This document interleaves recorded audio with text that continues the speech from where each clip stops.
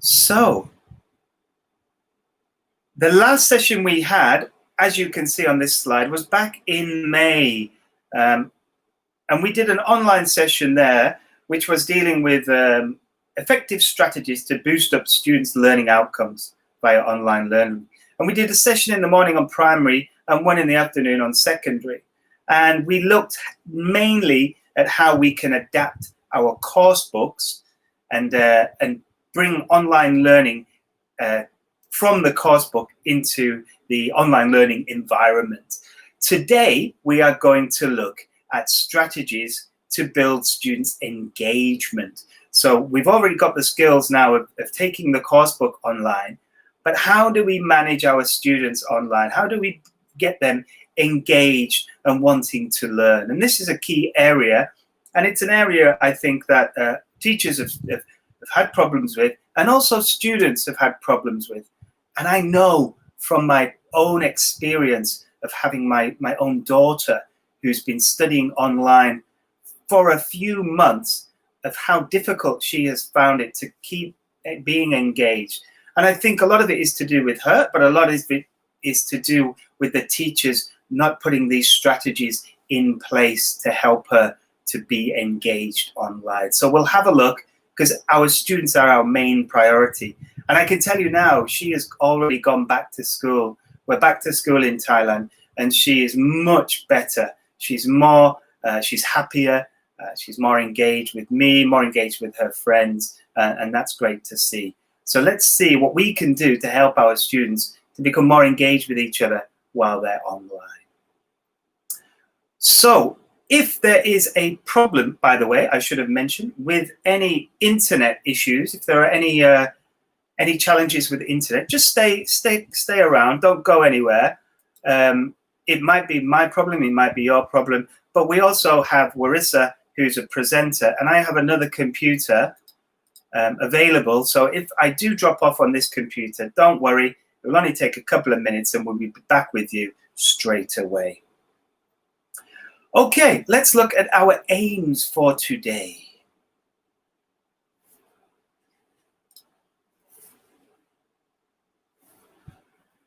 So I have on my PowerPoint here, I have 9 pictures, and these all illustrate the aims that we're going to look at today. So the first picture, does anybody know in the chat box, what do you think this picture tells us about? What does it explain? And it's linked because it's green to picture 2. What am I trying to tell you about these pictures? Yes, good, Som, yeah, online learning. And there are 2 real aspects to online learning. Do you remember from the previous session that we had, we mentioned 2 kind of technical words about online learning. Remember what they were? Thank you, yes. We have synchronous and asynchronous learning. Good morning. So these 2 pictures illustrate that. So what we're going to do is just recap what we mean by synchronous and asynchronous. We're not going to go into too much detail. We did that last time. We're just going to refresh our memories, going to recap what we did. Now, the next one, success. What am I trying to illustrate here with success? What do I mean by this?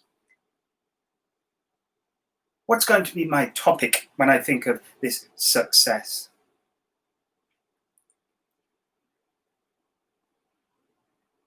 What am I going to talk to you about?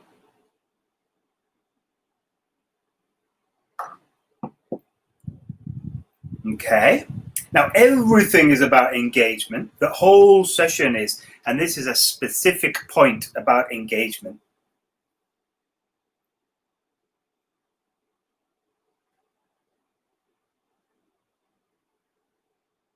I'll give you 10 more seconds, see if anybody's typing. Okay, ways of engaging, running online, class effectively. Okay, so what I mean by success, and this arrow, is we're talking here about goals, about setting goals for our learners, or about our students setting goals for themselves. All right, so we're going to look at the goals that we can set our students. Whoops. The next picture is a guy he's got like a really high-tech VR headset, and he's got people behind him. What do I mean by this picture? So engaging learners by setting goals, and then we got engaging learners by, what do you guys think? And girls.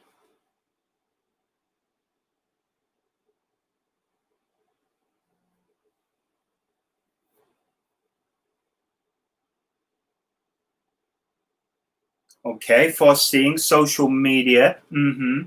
Okay, yeah. Social networking. Okay, yeah. And in some aspects, this is what we're talking about, social networking.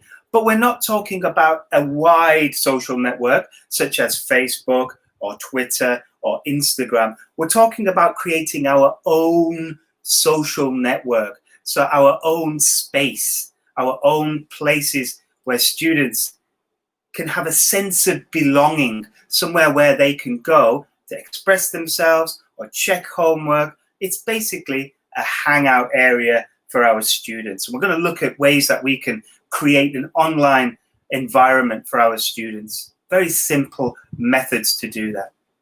What do I mean by this picture with all the kids together? Has anybody got any ideas what I mean by this?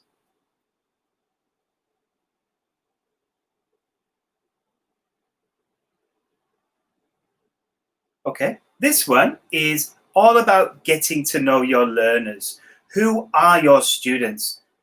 And we're going to look at 3 key areas of who our students are. We're going to look at what their English is like. We're going to look at what their interests are. And we're also going to look at the technology that they have available. It's very important that we know who we're teaching.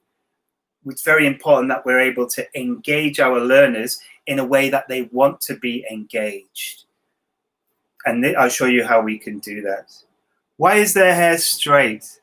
I don't know. Somebody's got curly hair. The one here's got curly hair. I tried to pick one that was a mixture of all different cultures and different colors, even with the color of their hair. Next one. What do I mean by this brain sitting in a chair, relaxing? This is quite an easy one.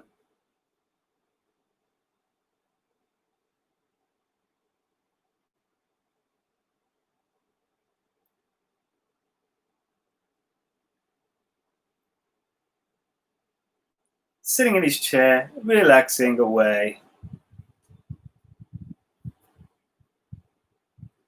Exactly, yeah, we're reducing stress. We're giving our brain a break, all right? So this is called a brain break. And this, for me, is a real key element of online learning. Online learning can be very, very focused, particularly for the teacher. So you as a teacher, you're focused on usually this very, very small, that you can see here, this very, very small camera at the top of your screen. And having this focus, I can't see you. I'm just hoping that you're engaging with me. With our classes, you might be able to see their faces, so the engagement is less. But with a class this size, there's 100 attendees at the moment, it's very difficult for us to have 100 people on the screen. Then the focus would be even more difficult. It would be too difficult to manage. So you need to give yourself a rest. You need to be able to relax your brain and reduce your stress, either by moving your body or just not looking at the screen, putting your head down, doing something different. This is a key importance, particularly for our students. The next one is all about varying our background. So trying to make what's behind us look a bit more interesting. So today, I am using a platform called Click Meeting. And Click Meeting doesn't have the virtual background that you can see in this picture that this guy has got here. Maybe it's a bit small, but he has a virtual background. He can click on a button, and behind him will become the Golden Gate Bridge or a desert or the beach or something virtual. I don't have that ability. So what I have is my bookshelf and a few things on top of my bookshelf. This is my background for today. And what I'm trying to do to make that a bit better is stand up and use my body. Now, in the background, there are items, there are things that you might be able to see. And if you have any questions about my background, please let me know. I'll be happy to answer any questions you have about my background as we go through our session today. We have the mixing desk here. The mixing desk tells us about mixing up our content. How do we deliver what we want our students to receive? So the input that we give our students, reading, listening, maybe giving them a homework, how do we give them new ways to receive information? And we'll look at some ideas about how you can do that with our guest presenter. And then we have, the last one is all to do with links and interaction. So I'm going to share with you at the end of the session, I'll share, and we will share the PowerPoint, of course, but I'm going to share with you all the links to all the resources and websites that you see in today's session. There will be a page for you so that you can look at those.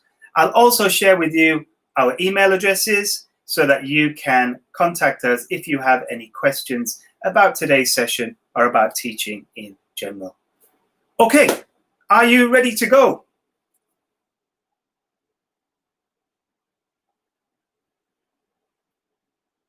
Yay! Okay, me too. Let's get going.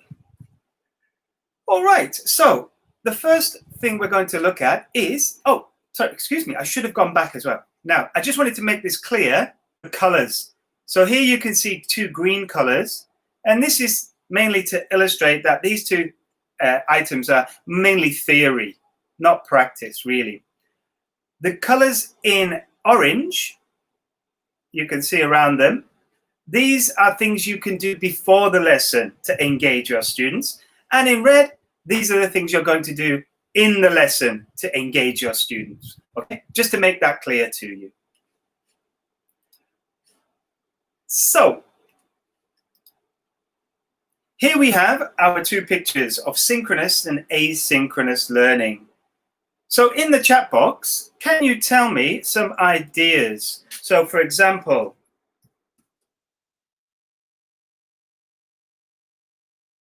I've put in the chat box blog, and I've put A. A means asynchronous. All right. So reading a blog or writing a blog possibly would be done outside of the classroom, and this is an asynchronous task. Can you give me some ideas of a synchronous or an asynchronous task that you can think of just for a minute? Just have a think about these things. So when you're teaching online, these are synchronous. Outside of the classroom, asynchronous. Give me some ideas. A for asynchronous, S for synchronous. Doing homework, so that would be asynchronous, right? So doing homework, A. Good start.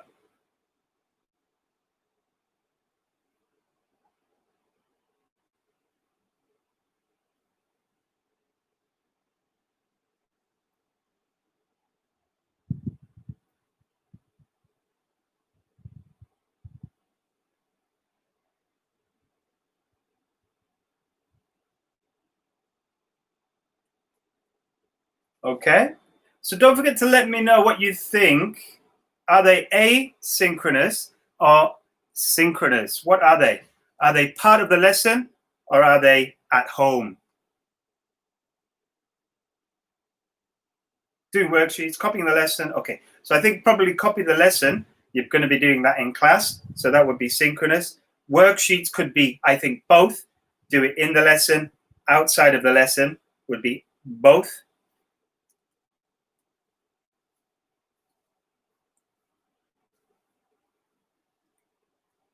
Give you 20 more seconds.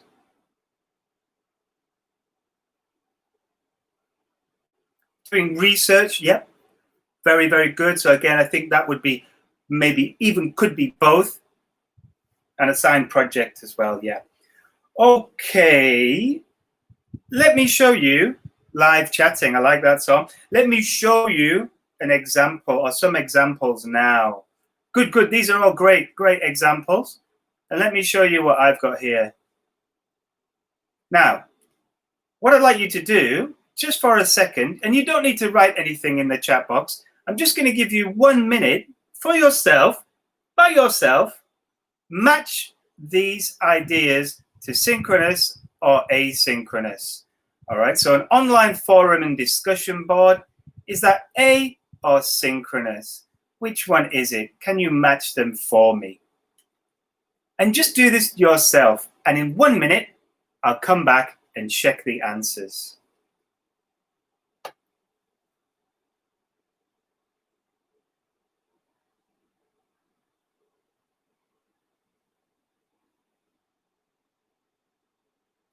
Okay, 30 seconds and I'll check the answers. I'll be back in a moment.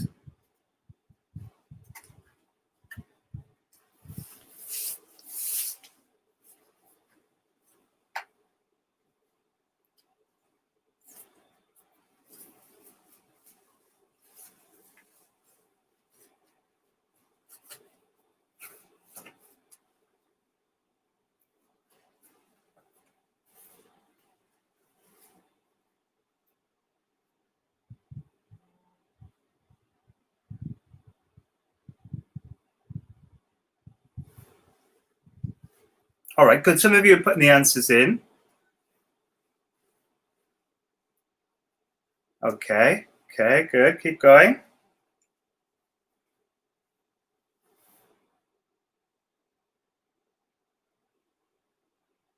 Well spotted. Someone is very eagle-eyed. Good, good. I'll talk about that in a moment, about the shirt. Don't worry. Good, good, good. All right, let's have a look at our answers. So here we have some examples of synchronous and asynchronous. Now, there are many, many, obviously, different examples that you can add to this list. And within these, there will be specific examples as well. So synchronous learning, the one on the left-hand side, learning in the classroom. We've got instant messaging, all right? So it's happening right now. We've got live webinars. This is kind of what we're doing right now. And we're instantly messaging. We're putting things in the chat box. Virtual classrooms using Zoom or other platforms to teach. And then video conferencing as well, similar to live webinars. And then asynchronous, we've got online forums and discussion boards, pre-recorded video lessons or webinars, which you're going to kind of look at them in a moment, but we're going to do synchronously. We've got blogs that I mentioned and writing emails. So good. These are all examples. Now, who was it who mentioned that I changed my shirt? Sun Kunton, yes. Now, I've changed my shirt. Did you all notice that I changed my shirt? I now have a different shirt on. Did you all see that?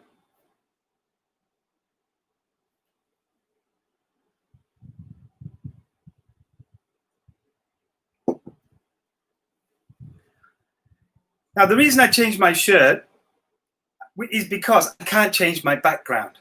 And I want to engage my students. I want to get them thinking about what's going on, all right? Maybe actually in the lesson, I might be teaching about clothing.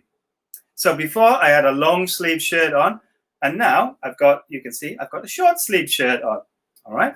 So I'm going to just try and do something different as we go through the lesson to keep my students engaged, to keep them watching, to keep them interested. And I'm going to give prizes to those people who can guess first of any change that has happened, all right? So when I step away from the camera, I may change or I may not change my shirt or my emblem or do anything. You've got to keep watching and keep interested in the teacher and what the teacher is saying, all right? That's the idea, all right? I'm not trying to trick you. I haven't spilt anything on my shirt. I'm keeping you engaged because I can't change my background. Thank you, Yale.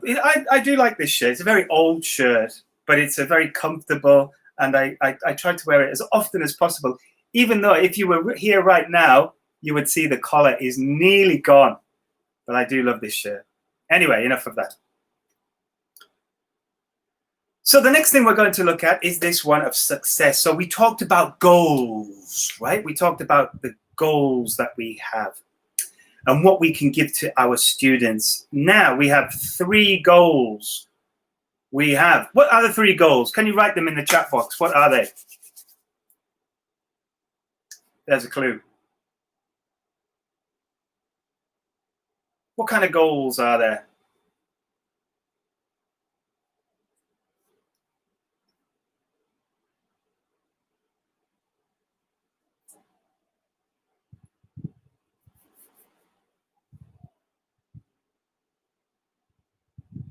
The goals that we can give students. When we think about our own goals, or any goals in particular, Jian, any goals. So I have many goals. I have goals for today, I have goals for the week, and I have goals for the future. There are 3 types of goals I'm going to look at.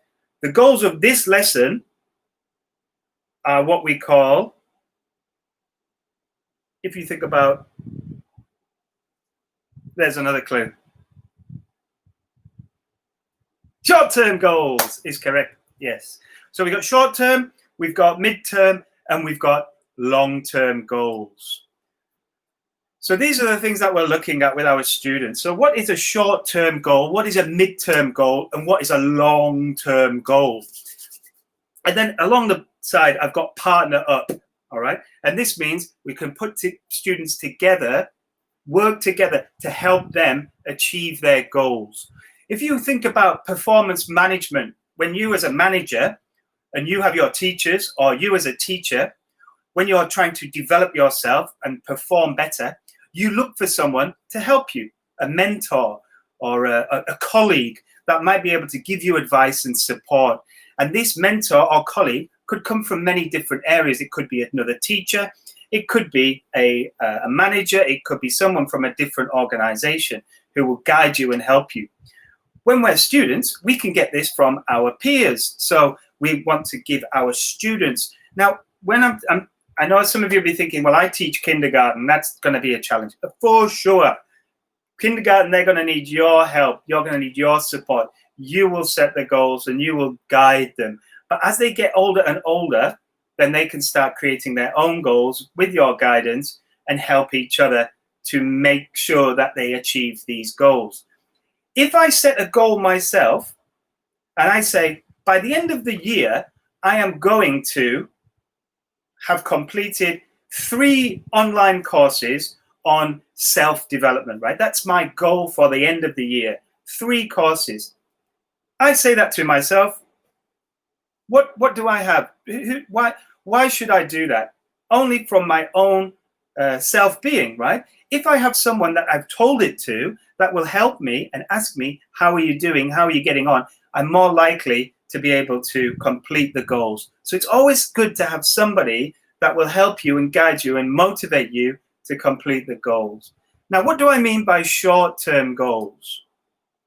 A short-term goal is something like completing a learning journal of what has been done in class. So this could be done asynchronously or synchronously.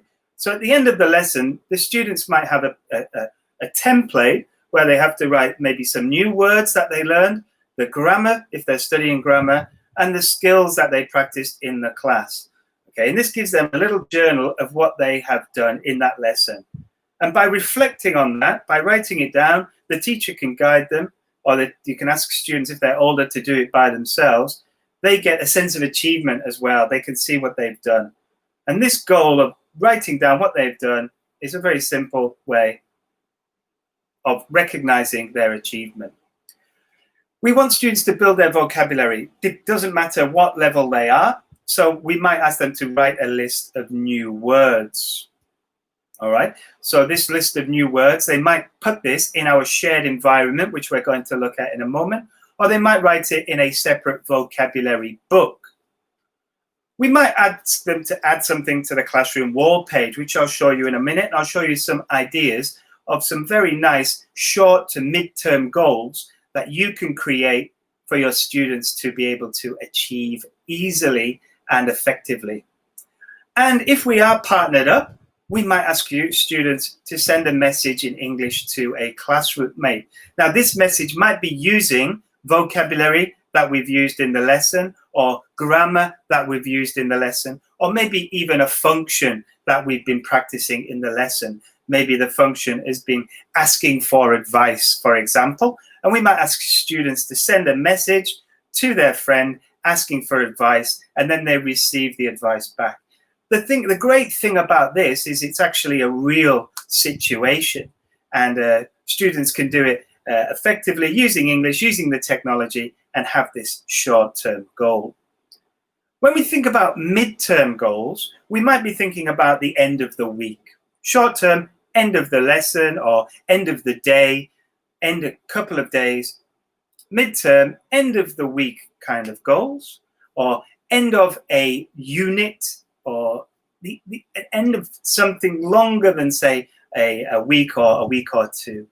And these goals might be to record a creative video of yourself. So today I recorded the video in my garden. I used my iPhone. It took 2.5 minutes. I didn't have to cut the video. All I did was just trim it, the start and the end, where I was walking to the camera and walking back. It was very, very simple for me to do that. So we can do things like this. These goals for students are going to take them a little bit longer because they will make mistakes and they want to record themselves again. And then they might watch a video or a movie, and write a review. These are our longer term goals, our mid-term goals.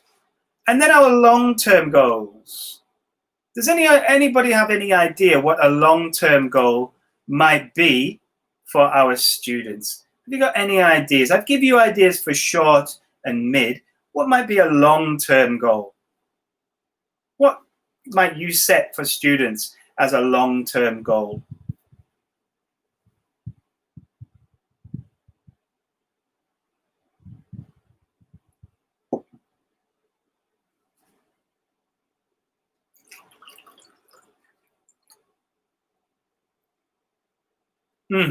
Good. And what are you going to remember long term or long time?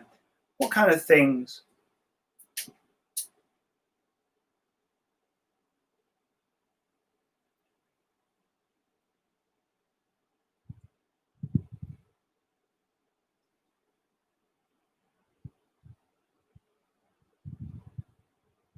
So think about it in an English language learning.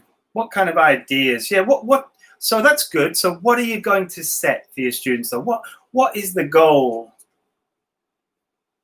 What will students have achieved at the end? Let me see if I can find an example for you, actually. Okay, an exam. Yeah, passing an exam is definitely a goal. Yep. That's excellent, actually. I never even thought of that.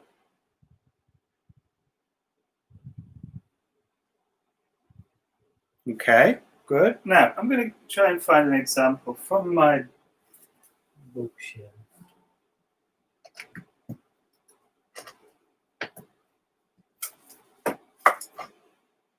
Aha.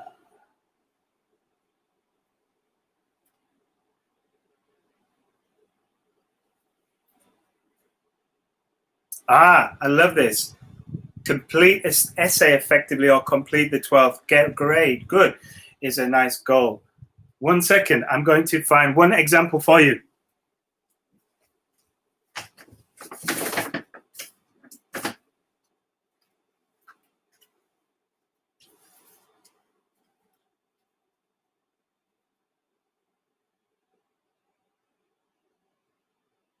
Very, very good for our students. This is a good example of a long-term goal. So read a reader and complete a book report. So not enough just to read the book, you do have to actually complete something as well. Yeah, finishing one book, thank you very much. There's the nice cup. Thank you. One book a month is a very, very, what I would say, a lofty goal. That's kind of a difficult. I would say read as much as you want, for sure. Don't limit what students want to read. But if you want to get them to do a book report, to write about the book, then I would maybe have that as a longer term goal, maybe over a few months. 1 month might be a challenge for them to do that. Okay, now I've kept a record of who mentioned my change in clothing. I've got a nice cap on now. This was a gift from one of my friends. I don't have one of these watches. I don't get paid enough for that. So that's our goals. Goals are important. They keep students focused. They keep them engaged. If they have their friend telling them or helping them with their goals, it's another way of engaging our students. We can think about our goals. We can write our goals on a shared, collaborative place so that everybody knows what our goals are, and we can keep coming back and checking. Hey, how are you getting on with your book? Have you finished it yet? Where are you with your book? Tell me about your book. You can do all this in your own language. The reading is done in English, of course, but the actual goal, the actual getting to the goal can be done in their own language. Hey, have you recorded your video yet and posted it online? I can help you with that. Do you want me to hold the camera? Do you want me to give you some support? So having partners, setting up people to help you is very important. Now, we're going to move on to the next part now. So I've mentioned this a couple of times, and this is our area of creating a sense of belonging. So here we're going to try and find a hangout space, a place for our students to be able to go to and add their work, add an idea, complete their homework, write their goals, anything that you as a teacher want them to do. And we're going to look at two spaces. I've got 4 up there. We're going to look at 2 spaces that I have used extensively whilst I've been learning and teaching online. So the first thing I'm going to do is give you a task to do, all right? And this is a getting to know you task, because we're going to look at getting to know our learners in the next part. But for this task, to show you the online environment, I'm going to give you a task to do. So here you can see how we are going to create a sense of shared belonging. So we're going to do this live, but what I want you to do in a moment is look at our spaces as well. So first of all, in the chat box, can you write 1 sentence for each of the different numbers? So number 1 is me and my family. Can you give me a sentence? Too hot for the cup.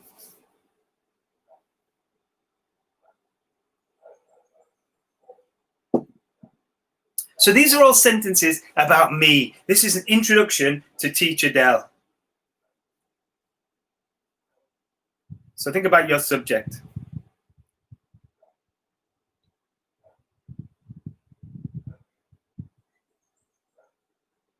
Yeah, that's nice. Good, could be about traveling, yeah. I do.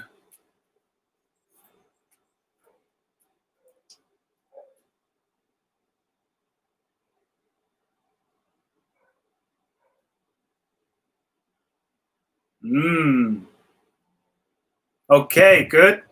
I like this. Yeah, good. So remember, these are all about me. So what I've done, I've created this getting to know you session, and I might do this activity synchronously and then ask my students to do the same activity. But where could they put it? So let's have a look at 2 spaces that they can put their own work in.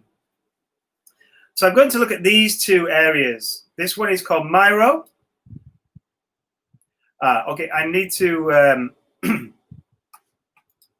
I need to change the link. So one moment.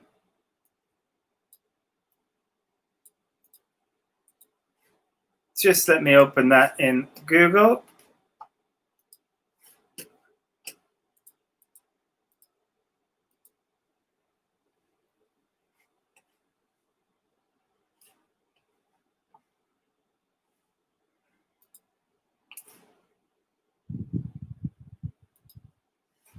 Okay, and I'm just going to share my screen with you.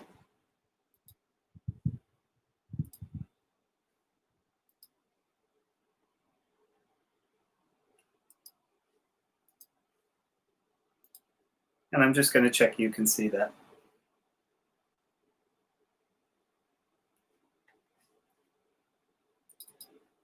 Cool.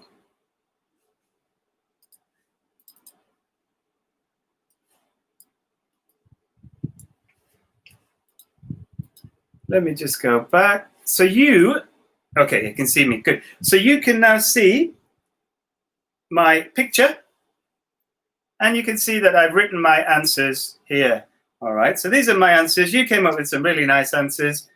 Some are different. That's fine. This is what we're doing. We're building this language here.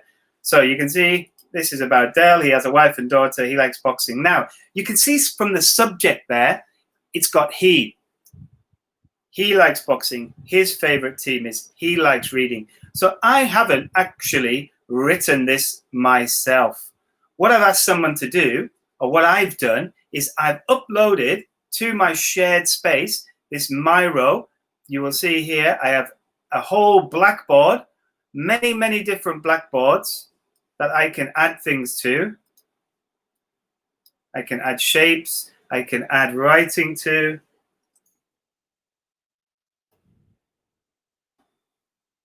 And this is our classroom. This is our shared space.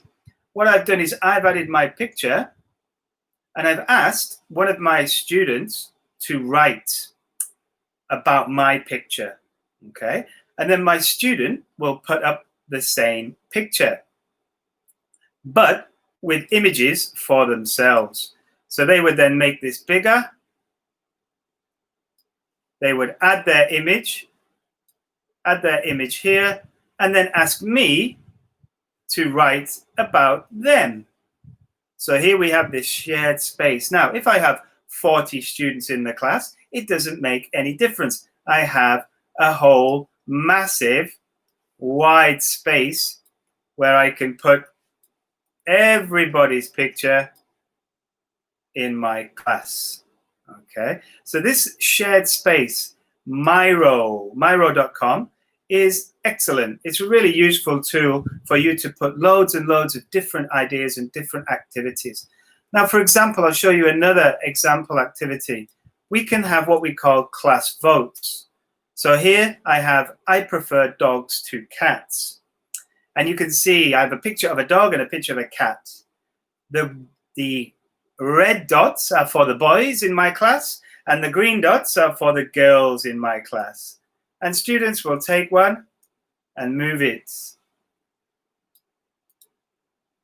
to wherever they prefer. Now I've got a Venn diagram here because I might like dogs and cats the same. I don't prefer a dog or a cat. I like them both equally. So we can create useful class votes. We can also do things like acrostic poems.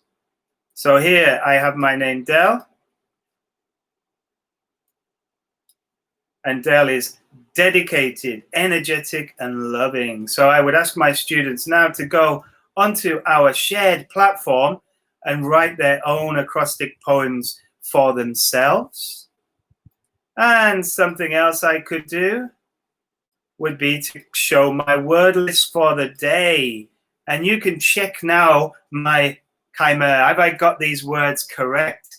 So this is my word list. I said I was going to write, my short-term goal is to write 10 words. 2, 4, 10. Yes, there are 10 words.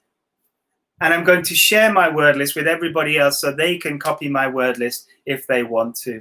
So these shared spaces are really, really great for online learning. You as a teacher might need to monitor. You might need to check just to make sure that people are putting things in the right space. You might need to tidy up the board a little bit, but they are really, really useful for sharing ideas. Another way that you can create a shared space is Padlet.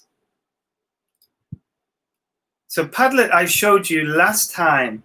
I'm not sure if you remembered, we did an activity using Padlet, and I'm going to show you now with this Dell's shared space.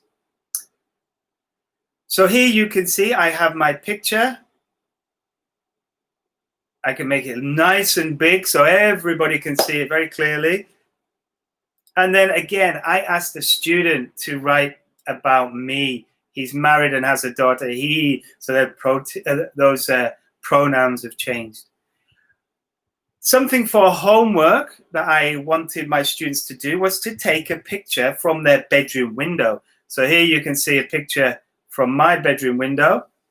And you can see these really cool birds that have decided to live in the tree in my garden. And I've written a description, and I'll let you read that description in your own time, because I'm going to share this with you, because here we have our certificate that you can download at the end of the session. I also have a link here to a map of where I grew up. This is the home that I grew up in when I was a child.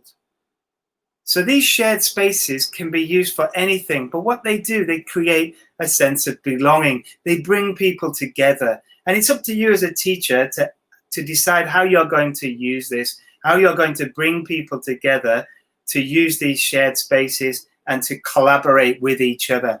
This again will create lots and lots of nice engagement. Finally, we have the certificate. I will share that with you at the end of the session. So you need to be here at the end of the session to get the link to share the certificate.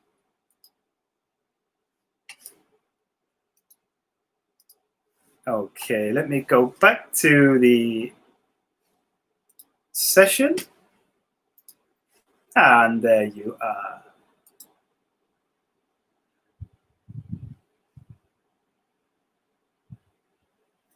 Okay, sorry, maybe I'll just go back to the Padlet. I'm not sure if the Padlet. Okay, that's my mistake. Sorry, I'll quickly show you the Padlet. You heard what I said. I'm sorry about that. The problem is I can't see the chat box when I've got this open. So I apologize for that. But here you can see the same activity as before. Nice and big this time. You can see the picture from my window of the really cool birds. And you can see the home where I grew up in. So it's a really cool, useful site, like I said, for sharing and collaborating. Yes, this is from Padlet. It's a fantastic, fantastic site. And I'm going to share the link for the Padlet later, because I want to be able to share with you the certificate from today's session. So I'll share the link later. Don't go away.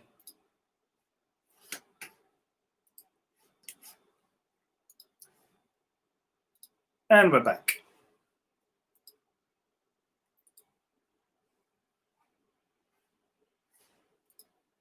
Okay, so that's all about collaboration. So creating a space to get to know our, to see what our students are doing, to keep them engaged, to go back in, to comment. You as a teacher, as I said, what you need to do is you need to make sure that you're on top of things. So if someone posts something, you get on there, you add a comment, you say something about it, you maybe ask another student to comment about it. But it's a really, really cool, useful tool. And again, I'm going to share the link with you at the end of this session. Now, getting to know our learners is the next area that we're going to look at.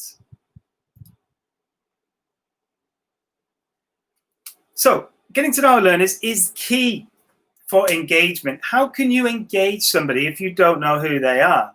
If you don't know what their goals are, what they want to achieve? So getting to know our learners is a key element to this. And let's have a look at how we can do that. We can do it with a simple needs analysis. Now, you will be doing this, I'm sure, with your students at the start of the term. So what you need to do is get this information back and try and find out what makes them tick. Now, your needs analysis should be in these, what I think are these three key areas when we're thinking about learning online. So we think about language. questions about their English ability, what their strengths and weaknesses are, and how they like to learn.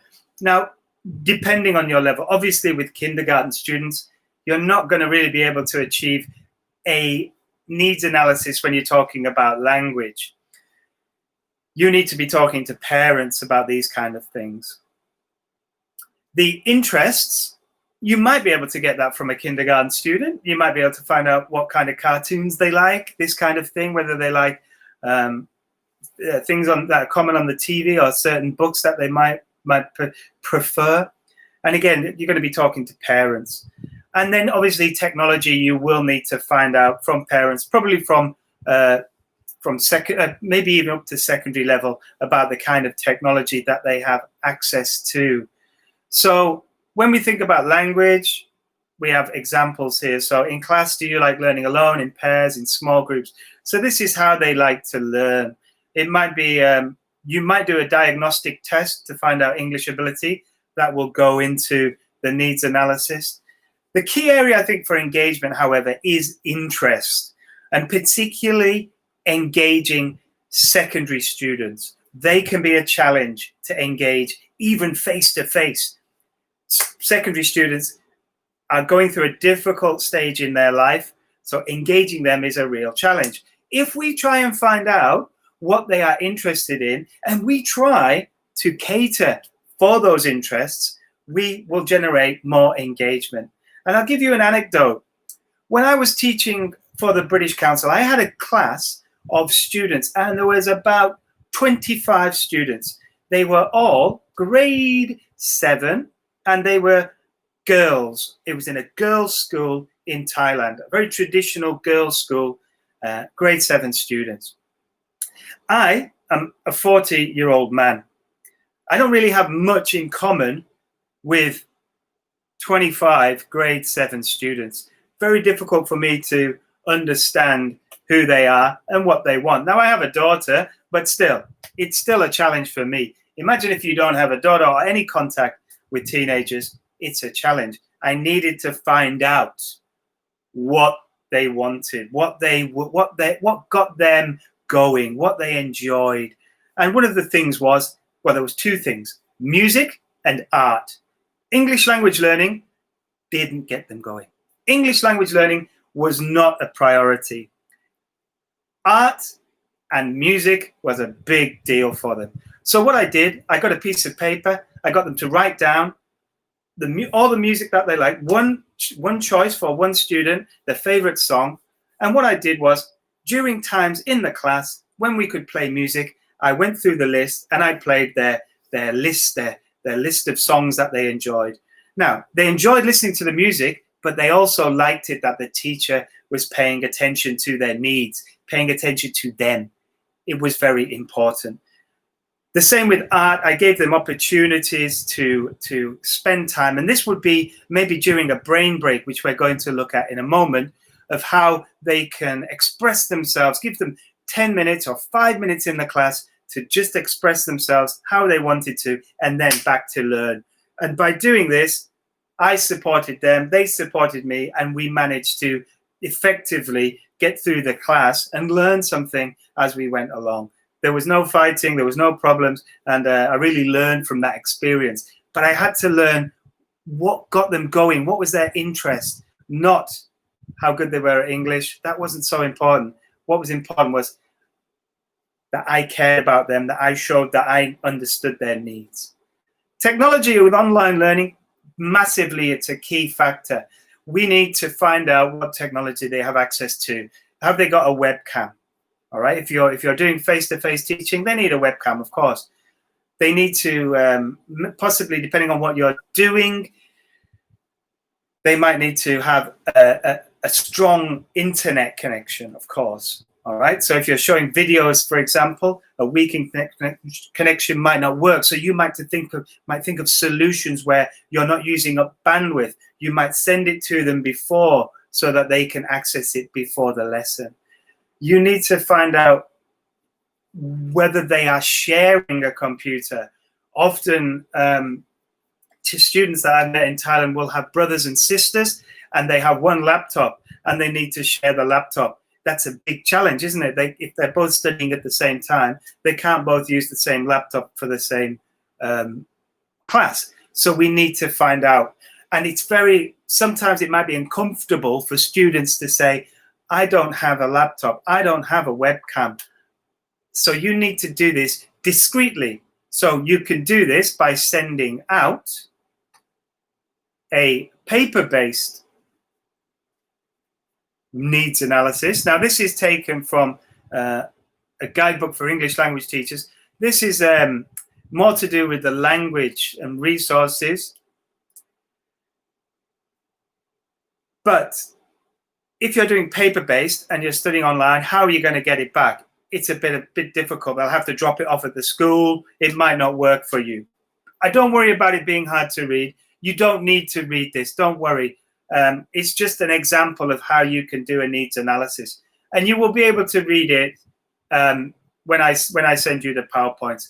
You don't have to read it. It kind of says things. I'll make it bigger for you just to let you know.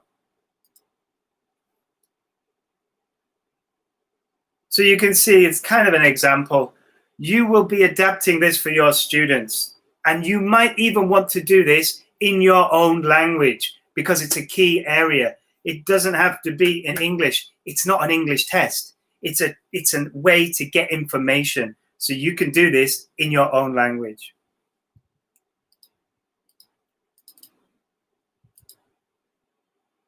Exactly. So this is great. If you already have experience with that, then you just need to adapt it to think of those key areas, because most needs analysis will focus on language, not on the technology. And you can also use free online software such as SurveyMonkey. The great thing about online software is you get all the results in one place and you can really crunch the data. You can look at the data very clearly and see easily and quickly what you need to help students with. The downside of online surveys are maybe not everybody will do them.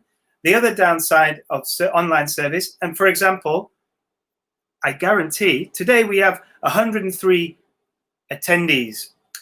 I'm going to give you an online survey at the end of this session.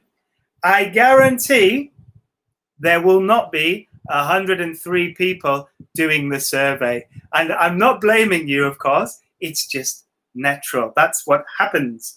But if I was there with you, sat in the room, and there was 103 of us in that beautiful room at the top of the stairs in Phnom Penh, and I would give you my handout, you would all complete the handout. If there was 103 people in that room and I gave 103 papers, I would get 103 back. It happens every time because you're there and I'm giving you a piece of paper to fill in. And it's much more effective in terms of getting the responses. But you have to work out how you're going to do that online and with paper. So I'll leave that with you to try and work out yourself. Maybe you can send it by post. I don't know, but you can work that out. Okay, we're going great here. So we've got the next slide is our brain break. Now, brain breaks, we need them. We have to have them in order to relax a moment. So I'm going to show you. Okay, Telegram, yeah, that's nice. We're going to show you some ideas for a brain break. So I'd like you just for a moment, just for a minute, can you give me some ideas of the brain breaks that you use in your classes? So how do you break up your class? How do you get your students just to rest, just to de-stress, just to relax for a moment? What do you do? What activities?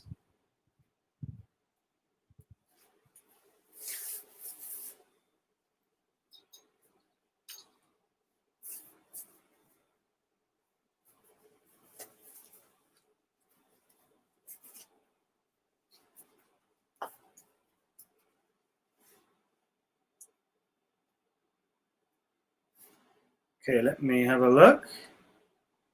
Icebreakers, yes. Yeah, I love that storytelling. Playing a game, listening to a song, dancing is good. Yeah, move your body. Thank you. Playing fun games. Yeah, nice t-shirt. Thank you. Someone recognized the t-shirt. We'll decide is great, isn't it? Yeah. I'm not going to show you that today. I'm glad you remembered that from last time. Exercises. Yes. Love it. Exercises are what we're going to look at now. Now, brain breaks, dead simple. I've got some dice here. Can you see my dice? Now, dice are sometimes difficult to find. In Thailand, gambling is illegal, so it's difficult to find dice. But I got these from the UK. If you don't have dice, you can find online dice. If you don't have online dice, you can use a pencil. A pencil has got 6 sides. You scrape the side off and write a number, and you have a dice. Very simple. Now, we're going to roll a dice, and I'm going to use this template to show us what we have here. So don't worry if you can't read it. I'll make it one bit bigger, and I'll move that across. So here we've got column 1. So I roll the dice the first time, and it is a number 2. And it says, squeeze your right hand with your left hand. So we're squeezing our hand. Can you do that for me? Oh, I like that. Dice engages learners. Very good, JC1. So squeeze your hand. All right. Good, good, good. Now, I'm going to roll the dice again. And this time for column 2. And it is a number 1. Number 1 says, wiggle your whole body for a count of 10. 2, 3, 4, 5, 6, 7, 8, 9, 10. Okay, and stop. Woo! I'm feeling energized, but I'm also feeling relaxed. So I'm ready to keep going. Now, with my students, I might do 5 brain breaks. With my students also, I can choose. Now, I gave you a relaxing one of squeezing your hand, and I gave you a kind of a warm-up one of wiggle your body. If I feel my students need to warm up, I'm going to roll the dice, and I'm going to just choose myself so that I can energize my students or calm them down, depending on how I decide I want them to feel. You can manage this yourself. But students get excited, they're using the dice, get them out of their chair, get them moving, get them relaxing as well at the same time. You see on column 5, take 10 deep breaths. I'm going to do that at the end of today's session. So brain breaks, really cool. Mix them up. Primary, pre-primary, lots of brain breaks. Secondary, maybe more, a few less than primary and pre-primary. Adults, you can ask them, would you like to have a brain break? And you can even get them to choose their own brain breaks. It's up to them and up to you how you use these. But they're really nice. You can also have options. Now, this is particularly if you're teaching face-to-face, really. You can have students pull out brain breaks using these lollipop sticks or these paddles. But mainly, if you're teaching online, if you have them already, you can bring them to the class. You can show the students and you can pull one out. It's maybe a little bit more exciting than rolling a dice. And also with the lollipop sticks, you can eat the lollies before you use the sticks, which is also a nice treat for you if you want to. Next thing we're going to look at is varying our background. So I'm just going to touch on this briefly because, as I said, my platform doesn't have a virtual background like you can see here. I don't have this ability to put the beach behind me. I've just got my books, my room, my football, my picture of a monk and various different things. And well, like I said, what I might do is just spend the first few minutes while students are coming to the class, and get them to ask questions about my background, and I will answer the questions and then maybe ask them questions that follow up, that kind of thing. As you can see today, I've tried to vary my background by changing my clothes throughout, and some of you have recognized that and typed into the I look like a model today. That's great. Yeah, maybe I should do one of those Facebook live where people show their clothes off and sell their clothes. Maybe I'll think about that as a new job. Okay, so vary your background, vary the way that you teach. Today is the first time that I've actually stood up and gave a presentation, and I've really enjoyed it. It's been great to be on my feet. I feel more active. I feel like I have more energy. So I'm going to do this forever now, I think. I don't think I'm going to sit down on a chair anymore. So when you're teaching your students, if you bring your energy to your class, hopefully that will pass on through our little camera, and the energy will go to your students, and they will too feel energized and engaged as well.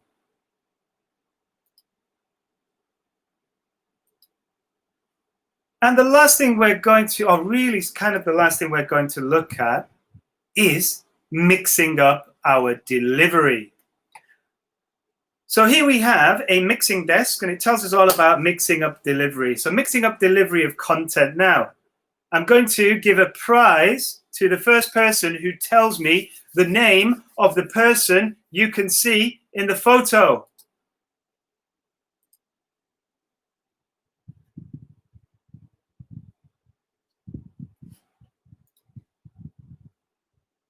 You've met him before, I am sure. Yeah, there you go. We have a winner. I'll record that when I go through the chat box. So this is John.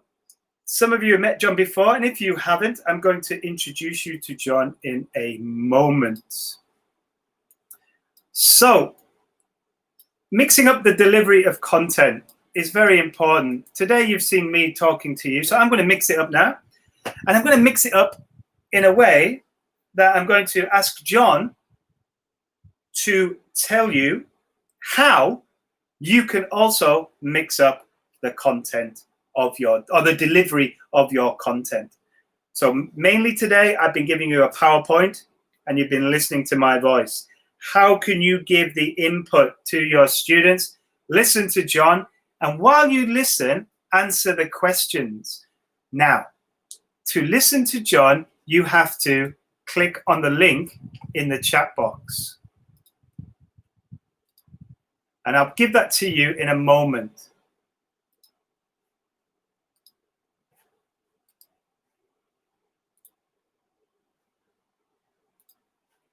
Now, let me just share my screen with you, and I'm going to share you where we are.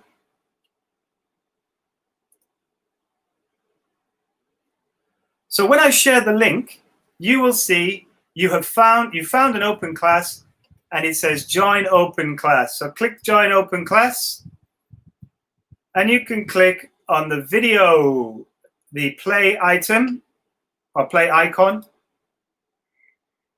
Good morning, teachers. And you will hear John speaking. Now, there will be times through the video where it will stop and it will give you a comment. It will say something. When you have read the comment, you can press continue. You will also be asked to answer a question. There are multiple choice questions that you have to answer in order to continue. So follow the instructions on your screen.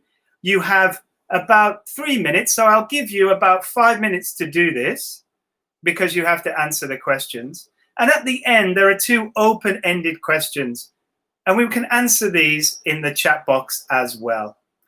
So can you all follow the link? And then tell me in the chat box that you're ready and you're listening and watching the video.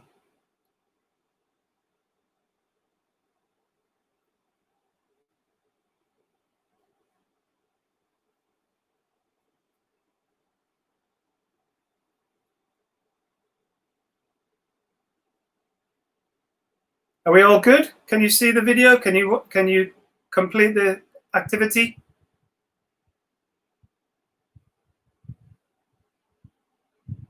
Excellent. Good man, John. Yeah. See if you get the answers right, mate. Okay, I will leave you alone for 5 minutes and I will come back and we will answer the last 2 questions together.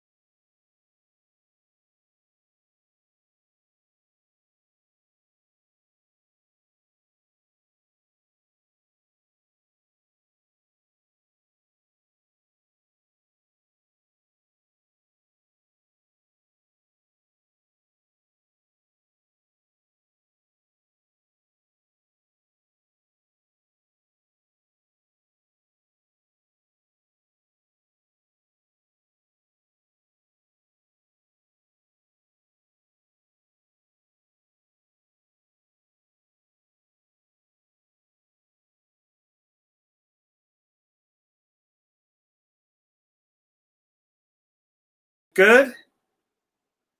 I will explain it in 1 second. Yeah, that's correct. Do you like my, well, I call it a scarf, but I guess you've got a different term. Love this. Let me get the flag up there.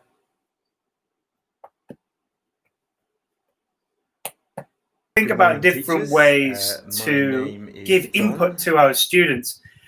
This is an example. Exactly. The school principal would be a good example.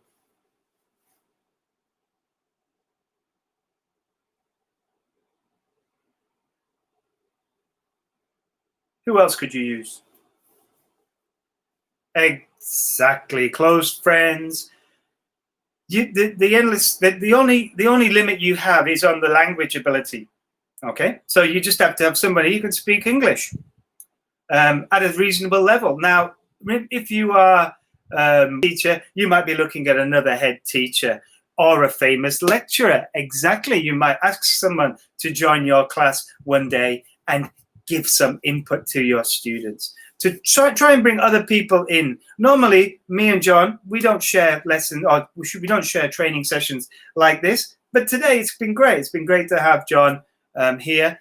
We can't rely on internet, so let's record a video. I can rely on the video. But John, based in Shanghai, there might be an internet connection that might have caused problems. Record the video, make some questions using Edpuzzle, which I will give you a link to in a moment. And away you go. It's very, very simple. Okay, and you recognize my lovely scarf. So let's have a look at the links then. I said I'm going to share the links with you. So just to recap what we looked at. So with collaboration spaces, we looked at Padlet and Miro. Very, very useful tools. And you might need to spend a little bit of time working out how to use these effectively, but it doesn't take too long. And once you have worked out how to use them effectively, they save you time because you have this one space. You're not getting emails from students or messages or Facebook links or all this kind of thing. You just have this one space. Everything comes in and you can just move things and train your students to move things to the correct place. Edpuzzle is the video editing. So when I ask those questions using the video, it's so easy. Upload a video, watch the video, press create question, create a question, save it, and then you share it. You didn't need to download any software. You didn't need to do any. All you have to do is click on that link. You can watch the video and answer questions. You can do this with content. If you want students to read it, or if you want to read a story to your students, you could read along and stop it and ask them questions throughout the story. Surveys and polls, we looked at SurveyMonkey. We've used Mentimeter together many times. It's an excellent site and can really engage students. So if you're asking questions, like concept check questions, as John mentioned, getting feedback from students, checking instructions, then have a go at SurveyMonkey. Needs analysis, have a go at Mentimeter. needs analysis, use SurveyMonkey. And then the resources. So this resource was the Brain Break. I really like this site, and I'm going to send you a link to this site as well. Okay, going good with time, 5 more minutes. So let's have a look. So just to recap, we got goals. Give your students goals, or get them to set their own goals if they're old enough to do that. Create those shared spaces. Find out who your students are, not what they're good at, but what they enjoy, what they like, and then build lessons around that so that you can engage them, or at least give them rewards. Regular brain breaks, depending on the age of your students, will help to energize, will help to calm students down, will help to break up the lesson. Vary your background. If you don't have a background, vary what you're wearing, change things up, make it a bit different. Mix up the delivery content, as John said. Make sure you're using different tools to provide the different input. And like I did, share your links with your students. So if you're teaching something about animals with primary, get some links about some websites that they can look at that will interest them. Some online zoos, that kind of thing. So share some ideas so they can go outside of the classroom and learn. Okay, any questions? I'll give you a moment to see if you've got any questions.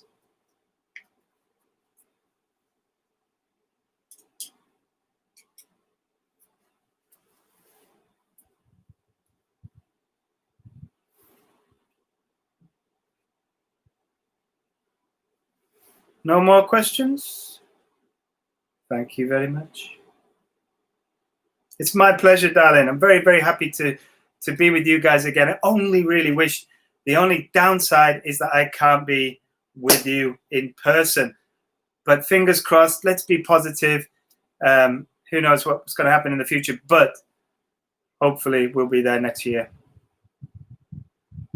Now, on the next slide, I'm going to share you the link to the survey. I'm going to share you also my email address, the email address for the Thailand office. So if you do have any questions, you can just contact us directly anyway.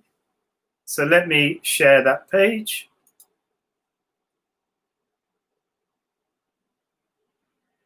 The certificate you can find, and I'll put that in the chat box as well. So let me put those two. So the certificate is here.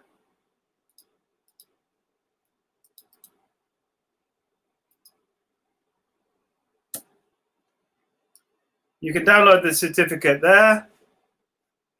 And the survey is here as well. So please give us your input. Let me know what you think about today's session. It's very important to us. We will use it. We will build it into the next session when we see you again in the future. So please keep in touch. And like I said, if you have any questions moving forward, let me or Larissa know. And I will now just say thank you so much. Take my silly glasses off. My own glasses on a minute. Thank you so much for today. It's been really great. I've really enjoyed it. And I hope to see you in the future. Bye.